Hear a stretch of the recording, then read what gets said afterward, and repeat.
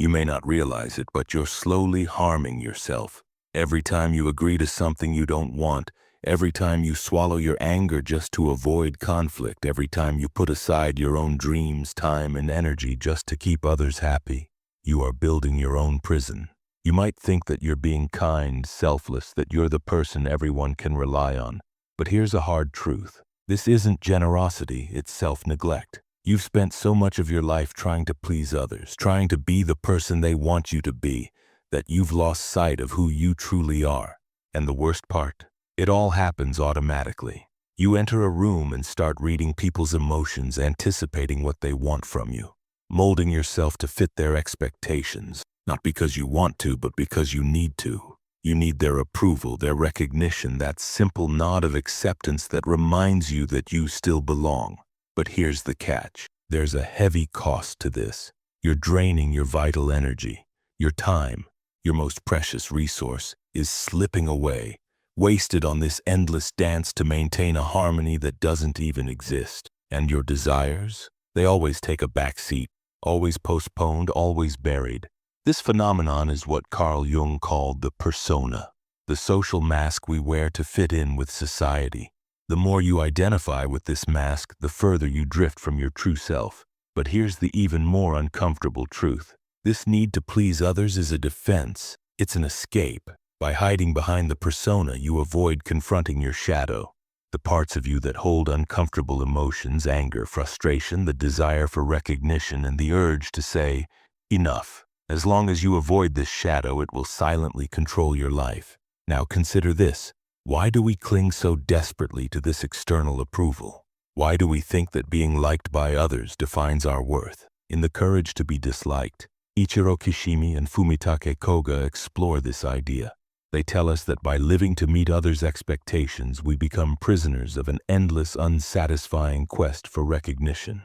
The truth is clear yet liberating.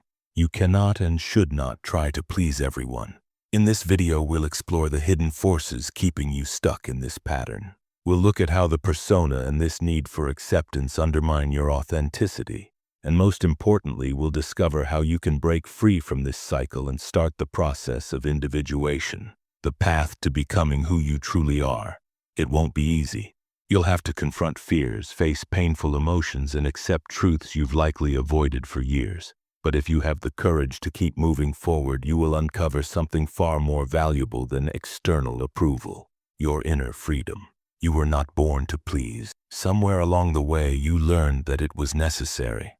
Perhaps it was in childhood when you realized that expressing your true feelings, anger, sadness, frustration, wasn't welcomed. Maybe you learned that the only way to be loved and accepted was to be kind, available, and agreeable. Love came with strings attached.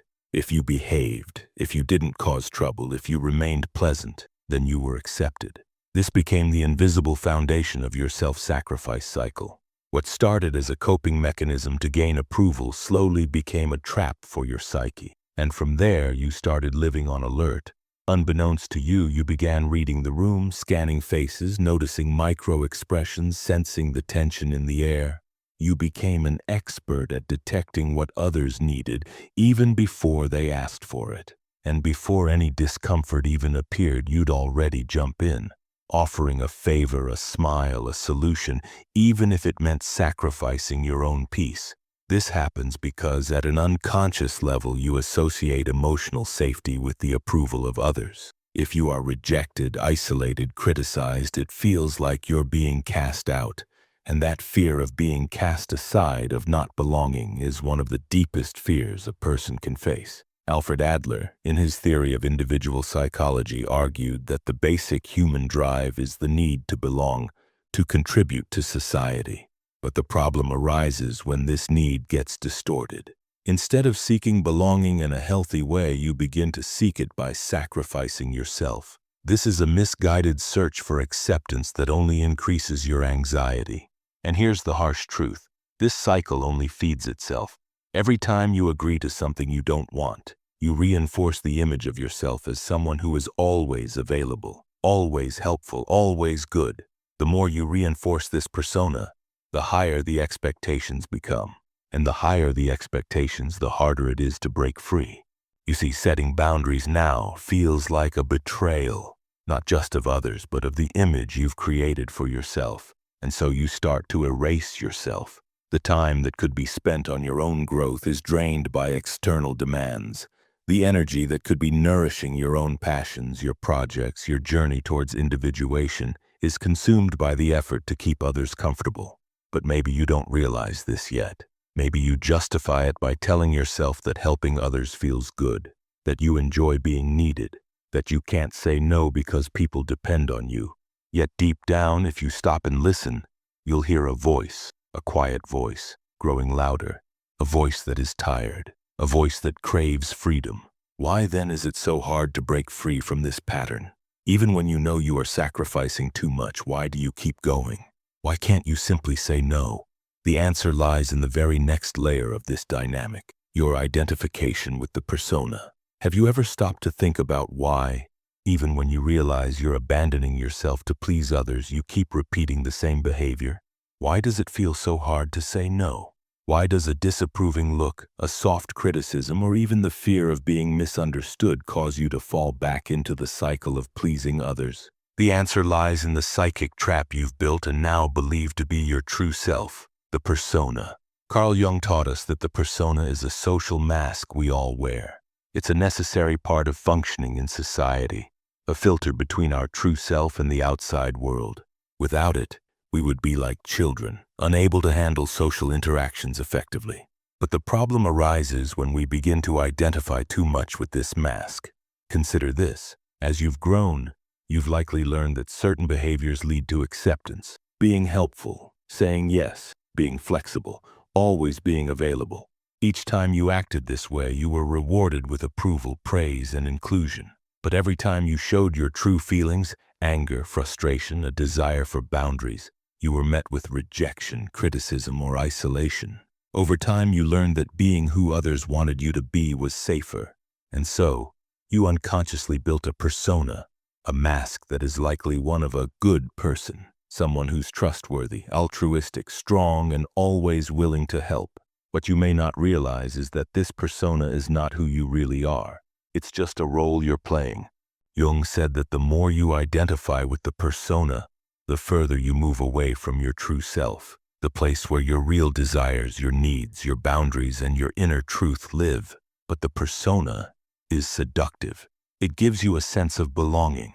It shields you from confronting uncomfortable emotions. Because think about it, if you start saying no, if you begin setting boundaries, if you express your true anger and frustration, you'll have to face something you've avoided for a long time, your shadow. Jung described the shadow as the repressed part of your psyche, the parts you've denied, the emotions you've pushed aside, your anger, your selfish desires, your need to assert your boundaries. And this is where the real prison lies. As long as you avoid confronting your shadow, you'll remain trapped in the persona.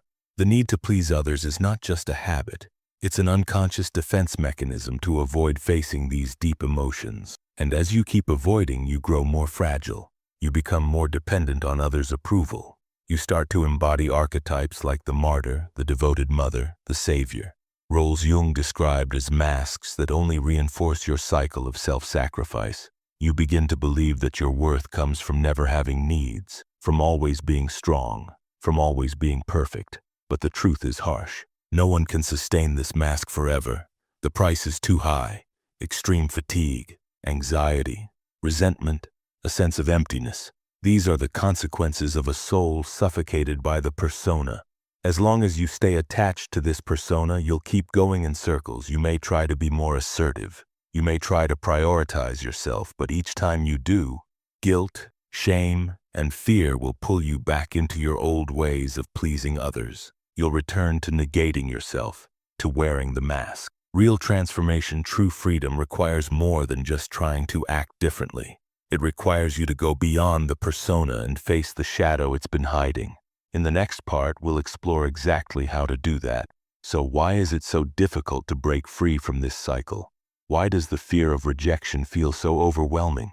Why is it that, even when you know the pattern is harming you, you can't simply stop pleasing others? The answer lies in something deeper, the unconscious desire for social acceptance. You might think that you seek acceptance because you enjoy harmony with others, but the truth is much darker. This desire is not rational. It's not something you consciously choose. It's been ingrained in your nervous system since you were a child. Back then, belonging meant survival. If you weren't accepted by your family or your social group, it felt like a threat to your very existence. Rejection, abandonment, isolation, they all meant danger. And even if you grew up feeling loved and accepted, there's a chance that you modeled your behavior after someone else who exhibited these habits. And that programming, the need for acceptance at all costs, remains active within you. Alfred Adler, in his theory of individual psychology, explains that human beings are fundamentally driven by a need to belong and to contribute to society. This impulse is natural. We are social creatures. But the problem arises when this impulse becomes distorted. When you internalize the belief that your worth depends on the approval of others, that's when the trap is set. As Ichiro Kishimi and Fumitake Koga discuss in The Courage to be Disliked, this belief leads you to live according to the expectations of others, not your own. You stop making decisions based on what you truly want or believe. Instead, you live to meet what you imagine others want from you. Here's the cruel part of this cycle. No matter how hard you try, no matter how much you adjust yourself to meet others' expectations, there will always be someone who is dissatisfied, someone who doesn't approve, someone who doesn't match the image you're trying to uphold. And the more you try to control how others see you, the more anxious, exhausted, and empty you become. This is the trap. You're living a life that isn't yours. Every time you put others first, every time you ignore your own needs to avoid conflict, every time you compromise your truth to maintain harmony, you're draining your vital energy. Energy that could be used to build your own path, your own authentic life. But breaking this cycle isn't easy. Saying no, setting boundaries, speaking your truth, these actions all stir up emotions you've been taught to suppress. Guilt, shame, fear. These are the emotions that keep the desire for social acceptance alive, and as long as you avoid confronting them, they will continue to trap you in this pattern of self-sacrifice. So in the next section, we're going to explore how to confront these emotions and free yourself from this cycle. It's not about becoming stronger or more assertive. It's about embracing everything you've been avoiding, especially the emotions you fear the most. Now that you understand the unconscious forces driving you to seek acceptance from others, the most challenging moment of this journey has arrived. Confronting your shadow.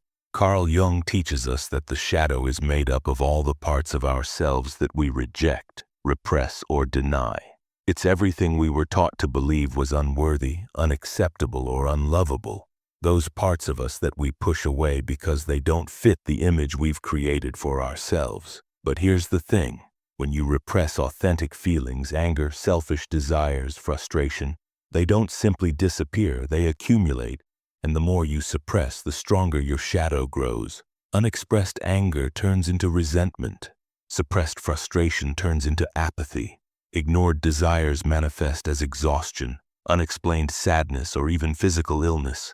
In the context of self-sacrifice, your shadow is holding the very emotions you fear the most. Your anger, your desire to prioritize yourself, the need to assert your boundaries. These emotions are all locked in your shadow because somewhere along the way you learn to associate them with something bad, something dangerous. Perhaps as a child, expressing them led to rejection or punishment. Perhaps the message you received was that to be good, to be loved, you had to be passive, always kind, never saying no. But as long as you avoid these repressed parts of yourself, you'll continue to live a half-life. Every time you say yes when you wanted to say no, you're not just pleasing someone else. You're reinforcing the repression of your shadow. You're telling yourself that your needs don't matter, that your truth isn't important. The cost of this is immense. You begin to lose touch with yourself. You lose access to your vital energy, your creativity, your ability to experience joy and pleasure. Jung called the process of integrating the shadow individuation. It's the path toward reconnecting with your true self. Individuation doesn't mean eliminating the shadow. It means recognizing it, accepting it, and integrating it into your being. Yes, you have anger. Yes, you have desires that are selfish. Yes, you have limits. Yes, you have a need to prioritize yourself. Accepting this is an act of courage. But here's the catch. Embracing your shadow will stir up emotions that you've been avoiding your whole life. Guilt, shame, fear. These emotions will emerge when you start setting boundaries, when you start saying no, when you start prioritizing yourself. And at this point, most people retreat. They go back to pleasing, they go back to denying themselves, all to avoid feeling these uncomfortable emotions. But here's the truth. These emotions are not your enemy. They are your gateway to freedom. Jung reminds us that everything we resist persists. If you run from guilt, it will continue to control you. If you repress anger, it will turn against you either as physical illness or emotional outbursts. The true path to freedom lies in facing these emotions, allowing yourself to feel them and realizing that they do not define your worth. When you can hold guilt, shame, and fear without being overwhelmed by them, you start to reclaim your autonomy. You begin to discover a new kind of freedom, one that doesn't depend on others' approval. Now, to make this transformation permanent, you need more than just insight. You need practical strategies to break the pattern and start living authentically. Awareness alone isn't enough. You have to act. The first step is to practice what I call the conscious pause. Every time you find yourself about to say yes when you want to say no, or when you feel the urge to give in to a demand that disrespects your boundaries, stop. Take a deep breath. Count to 60. Allow yourself to feel the discomfort that arises. Guilt, fear, shame. Don't run away from these emotions, simply observe them. Acknowledge that they are part of the process. This pause breaks the automatic cycle of people-pleasing. It creates a gap between your unconscious impulse and your conscious response. Over time, you'll notice that you can hold these emotions without yielding to them. Slowly, you'll begin making choices that are more in line with your values and your true self. Next, you need to practice saying no. Start small. Pick low-risk situations where saying no won't have big consequences. It could be declining an invitation you don't want to attend, not responding immediately to a message, or telling someone that you're unavailable for a request. Each time you say no, even if it feels uncomfortable, you are strengthening your sense of autonomy and rebuilding trust in your right to exist authentically. The third strategy is to reevaluate your relationships. Look around at the people in your life. Are there individuals who continually test your boundaries or take advantage of your willingness to please? If so, it's time to distance yourself from them. As Ichiro Kishimi and Fumitake Koga discuss, relationships that don't respect your individuality only reinforce your emotional prison. Prioritize relationships based on mutual respect, transparency, and honest communication. The fourth strategy is to communicate your boundaries clearly. Often the pleasing behavior persists because you've never explicitly stated what your boundaries are. Practice using simple, direct phrases like, "I can't do that right now," or "This doesn't work for me," or "I need time to think." The more you express your boundaries in clear, direct language, the more others will learn to respect them. One key point here: you can't expect everyone to understand or accept your new boundaries. Some people will resist. They may try to guilt trip you or use your old patterns against you, and that's okay. This is part of the process. Your commitment is not to please everyone. It's to live authentically, to honor yourself and your needs. Finally, celebrate your small victories. Every time you say no, every time you set a boundary, every time you prioritize yourself and your well-being, you are taking a step toward reclaiming your freedom. Recognize these moments. Appreciate them.